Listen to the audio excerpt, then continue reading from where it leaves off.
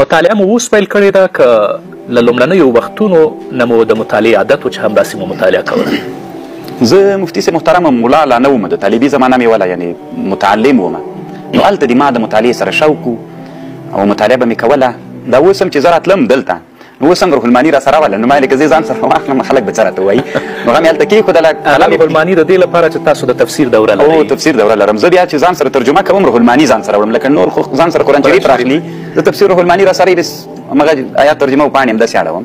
زه کتلي مې وي ټوله، نو مطالعې سره مې ډېره مخکې نه شوق او الحمدلله دا به تحدث بالنعمت دپاره ووایم یا تحدیث بالنعمت دپاره به ووایم. الحمدلله چې ما سره کوم شاګردان اوسېږي بیرته لاړ شي، نو د مطالعې ډېر لوی شوق یې پیدا سوی وي.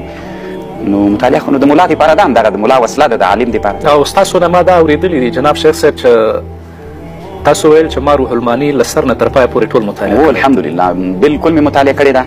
او خو کاشکې مې دا جلد نن راوړی وای. ما د مطالعې د روح الماني هغه دا دی چې کتلي مې وي سور قلم ما سره خامخا سور قلم وي، هغه د مطالعې دپاره زه داسې خطونه پکې کاږم. نو که الله یو ورځ بیا زموږ کتابخانې ته راوستلې، نو چې په روح الماني دې سترګې ولګېدلې په سیر اعلام النبلا د ذهبي باندې یا په نورو کتابخانه کې په شامي باندې، نو چې وایي ګورې هر جلد یې چې راواړوي انشاءالله چې دا خلاصې کې خامخا به یو جي کې سور خط وي. دا د ما د مطالعې نښه